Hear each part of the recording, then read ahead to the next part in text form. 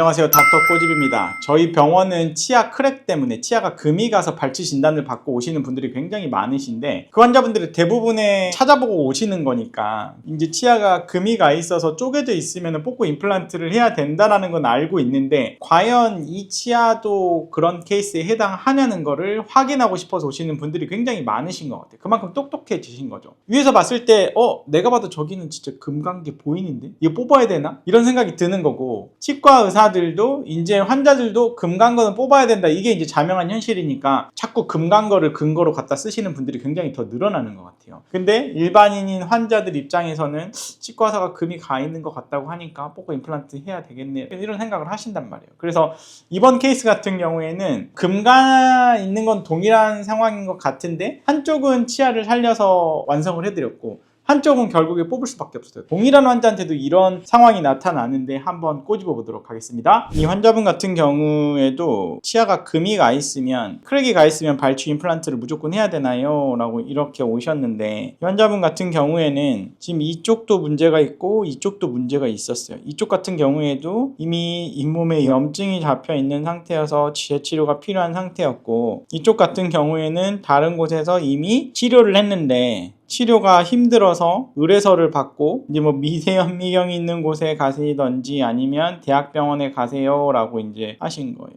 근데 대학병원 가는 게 굉장히 번거롭기 때문에 미세현미경을 가지고 있는 저희 병원에 이제 어떻게 보면 찾아오신 거죠. 그래서 이게 재치료가 가능한지와 반대편 이 치아도 재치료가 가능한지 저희 병원이 재치료 전문 치과이기 때문에 재치료 케이스들이 굉장히 많이 오고 있어요. 그래서 이 환자분 같은 경우에는 이제 이쪽 편에 다른 병원에서 치료를 받다가 오신 분은 보니까 여기가 이제 치아가 이제 금이 가 있기는 해요. 이게 크랙이고 금이 가 있죠.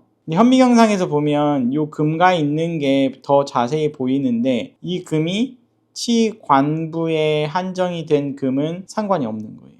그러니까 여기에 신경관이 약간 이렇게 연결이 돼 있는 C-쉐입의 기형치이긴 하지만 신경관이 기형인 거는 신경치료를 잘 하면 되는 문제고 여기가 미세한 크랙이 이렇게 있단 말이에요. 미세 현미경 봤을 때도 그렇고 신경치료를 이렇게 C-쉐입을 잘 마무리를 하고 이렇게 봤을 때 크랙이 있는 거란 말이에요. 근데 이게 어디까지 갔을까? 어디까지 진행이 됐을까는 뽑아서 보기 전에는 실은 알 방법은 없는 거예요. 그래서 신경치료를 마무리를 해놓고 이런 미세한 크랙 라인이 지금 여기도 있고 여기도 있고 지금 이런 상황에서는 애매하잖아요.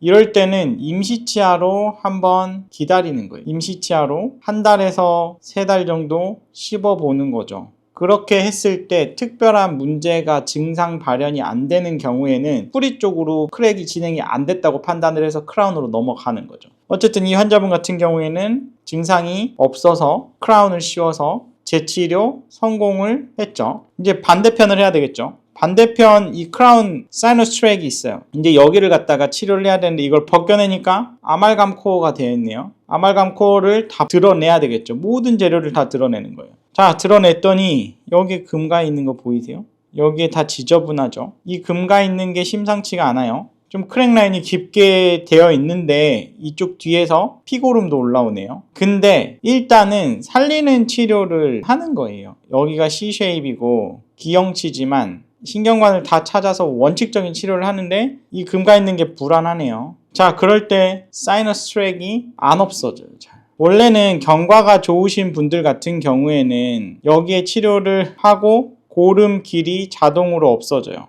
근데 이 환자분은 지속적으로 있는 거예요. 이 재료는 뭔가 넘어가 있는데 이거는 처음부터 넘어가 있던 재료이기도 해서 어차피 치료 결과에 대세에 지장을 주지는 않고 이제 C-쉐입의 기형치이기 때문에 이게 신경치료가 실패를 하면 결국에는 치아를 뽑아서 치료하는 치아 재식술 가능성이 있는 케이스이기 때문에 환자분이 계속해서 이쪽은 임시치아로 써도 불편함이 있고 고름도 안 없어지고 이런 상황이기 때문에 이런 경우에는 제가 쓰는 방법은 치아 재식술을 준비를 하고 임플란트 수술 준비를 둘 다를 하는 거예요. 그러니까 여기도 임플란트 수술 준비를 하기 위해서 CT 찍어서 여기를 이렇게 하고 이 두 개 다 준비를 해서 치아 재식술은 말 그대로 치아를 뽑아서 밖에서 보는 거죠. 근데 금 가 있는 게 상부에 한정이 돼 있으면 뿌리 끝을 치료해서 다시 심어주면 되는 거고요. 근데 뿌리까지 쫙 쪼개져 있다고 하면은 그냥 임플란트로 진행이 되는 거고, 이제 그렇게 보시면 될 것 같고, CT를 자세히 보면 이 뒤쪽이 치아 뿌리를 따라서 뼈가 녹아 있는 걸 볼 수 있어요. 확실히 크랙이 쭉 뿌리 쪽으로 진행이 되신 분들은 그 크랙 라인을 따라서 뼈가 녹기 때문에 CT상에서 이렇게 길쭉하게 치아 종축을 따라서 뼈가 녹은 것을 볼 수가 있거든요.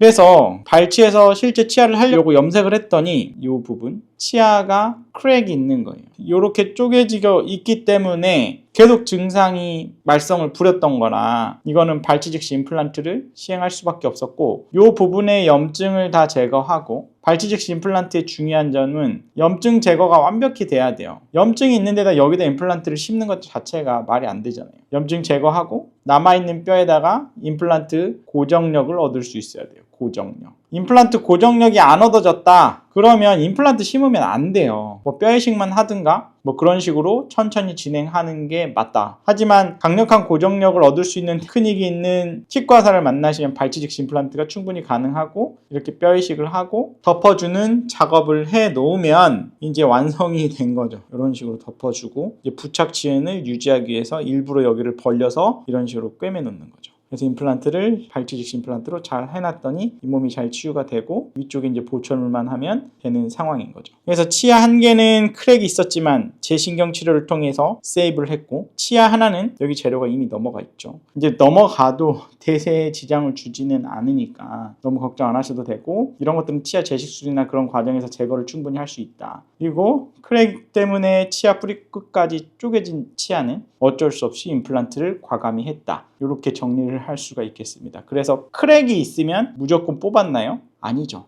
살린 케이스는 살렸고 뽑을 케이스는 뽑는 거죠. 그래서 크랙이 진단이 굉장히 어렵다. 이렇게 정리할 수 있겠습니다. 네, 이번 케이스 한번 정리해 보도록 하겠습니다. 요즘 굉장히 우리를 괴롭히는 것 중에 하나가, 특히 한국 사람들한테는 이 크랙, 치아가 금이 갔습니다. 요거 때문에 이제 굉장히 이제 고생을 하는데, 이 금간 치아는 진단이 굉장히 어려워요. 실은 진단만 제대로 하면 치료는 우리가 이미 하던 치과 치료 술식 중에 하나 다 있으니까, 교합 조정을 하든 금간치아를 살짝 갈아내든 뭐 이런 것들이 초기에 정말 조금 금이 가 있고 그럴 때는 할 수 있는 부분인 거고, 그게 조금 더 진행이 돼서 증상이 발현이 되고 씹을 때 특정 부위가 찌릿한 예리한 통증이 나타난다고 하면 실은 크라운에서 끝낼 수 있으면 굉장히 좋은 거예요. 근데 크라운이 치아를 깎아서 씌워야 되기 때문에 되게 공격적인 치료 방법이기 때문에 이게 과잉 진료라고 보시는 분들도 있는데, 진단이 제대로 안 된 상태에서 조금 깨졌는데 교합 조정이나 그라인딩 같은 그런 거를 하지 않고 바로 크라운으로 넘어간다. 그러면 과잉 진료가 맞겠지만, 이미 치아가 벌어져서 치수에 약간의 영향을 주고 있는 상태에서는 반드시 크라운으로 넘어가는 게 절대 과잉 치료라고 과장하면 안 되는 거죠. 그래서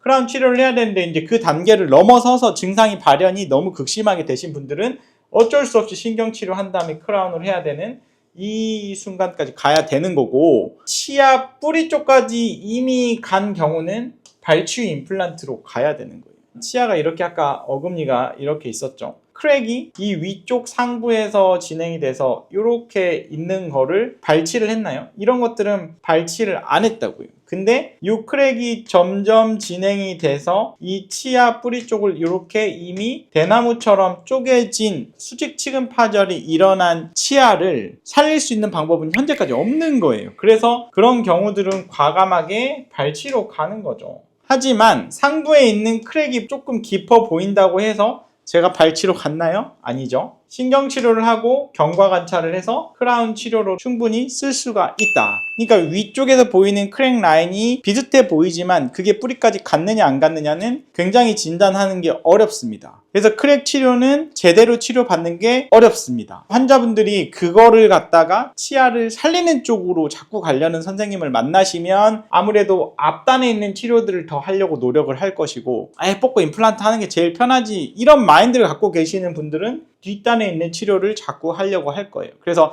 환자분들이 좋은 치과사를 만나셔서 본인한테 바람직한 치료를 받았으면 하는 바람입니다. 이 영상이 도움이 되셨다고 하시면 치과 일타 닥터 꼬집 좋아요, 구독 꼭 요청드리고요. 질문사항이 있으면 댓글로 남겨주시면 저희가 마이덴TV에서 답변을 해드리고 있습니다. 마이덴TV도 좋아요와 구독 꼭 요청드립니다. 감사합니다.